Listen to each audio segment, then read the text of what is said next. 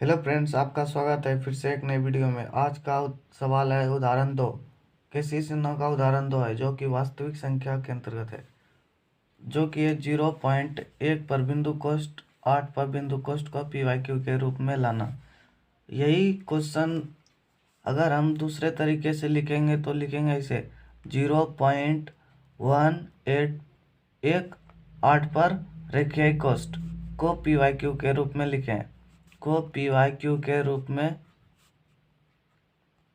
रूप में लिखें।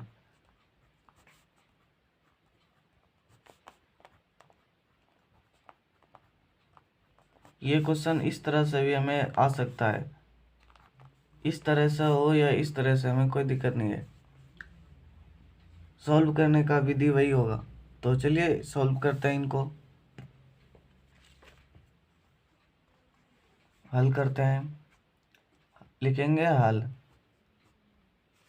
तो हमें पता है, मान लेते हैं हमें दिया गया है, हमें दिया गया है, हमें दिया गया है, क्या दिया गया है? 0.0.18 पर रेखीय कोष्ठ या बिंदु कोष्ठ बोले। बिंदु कोष्ठ अगर लिखा होगा तो यहाँ पर 2 अंक है, इसलिए बिंदु के बाद दोनों अंक पर बिंदु कोष्ठ है। अगर 3 अंक होता तो बीच वाले अंक पर बिंदु कोष्ठ नहीं होता। जैसे मान लीजिए 2 3 4, यहाँ पर बिंदु कोष्ठ रहेगा तो 2 के ऊपर रहेगा और 4 के ऊपर, 3 के ऊपर नहीं रहेगा। लेकिन रेखीय कोष्ठ में ऐसा नहीं होता है। अगर इन दोनों बिंदुओं को हम मिला देंगे तो रेखीय कोष्ठ बन जाएगा। तो चलिए देखते हैं इस सवाल को। हम मान लेते हैं यहाँ पर, माना x बराबर 0.18 पर रेखीय कोष्ठ, कोई दिक्कत नहीं। तो हम x बराबर 0.18, अगर इस हम रेखीय कोष्ठ को हटा देंगे तो संख्या कुछ इस प्रकार से चलेगा। हम पहले भी क्लास में बताए हैं, ये समीकरण 1 हो जाएगा। इसी यहाँ पर देखिए कितने संख्या पर रेखीय कोष्ठ है? 2 संख्या पर, 2 संख्या पर रेखीय कोष्ठ है। तो ऐसी कौन सी संख्या है जिसमें 2 शून्य है और वो संख्या सबसे छोटी होनी चाहिए? तो 100 है, 100, जो कि वो सबसे छोटी संख्या है, 2 शून्य वाला। तो हम यहाँ पर लिखेंगे दोनों तरफ, दोनों तरफ 100 से गुना करने पर, 100 से गुना करने पर यहाँ पर हम दोनों जगह पे दोनों साइड गुना करेंगे। x में करेंगे तो 100x हो जाएगा, और उसी प्रकार हम इधर गुना करेंगे तो 0.2 अंक के बाद चला जाएगा।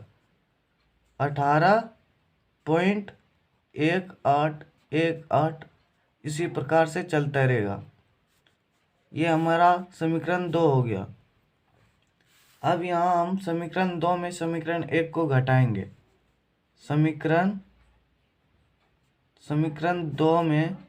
2 में समीकरण 1 को घटाने पर, समीकरण 1 को घटाने पर, 1 को घटाने पर यहाँ पर हम घटा देंगे। समीकरण 2 हमारा क्या है? 100x बराबर 18.1818, ये चल रहा, अपने आप को रिपीट कर रहा है। ये हमारा समीकरण 2 है। उसी प्रकार से समीकरण 1 हमारा है 0.181818, ये चलते जा रहा है। अगर आप इस क्लास के सारे सब्जेक्ट बिल्कुल फ्री में पढ़ना चाहते हैं तो लिंक डिस्क्रिप्शन में है। तो इसको हम घटाएंगे तो 8 में 8 गया 0, 1 में 1 गया 0, 8 में 8 घट गया तो 0। उसी प्रकार से 8 में 8 गया तो 0 0, और यहाँ 8 में 0 गया तो 8, और 1 में 0 गया तो 1। तो तो 100x में एक x घटेगा तो कितना x बचेगा, हमारे पास 99x बचा है। तो हम x को इस साइड रखेंगे और 99 को इस साइड लेके आएंगे। पॉइंट के बाद अगर शून्य नहीं भी लिखेंगे तो चलेगा। 18/99 यही हमारा आंसर है। तो मिलते हैं नेक्स्ट वीडियो में, नेक्स्ट क्लास में। तब तक के लिए धन्यवाद।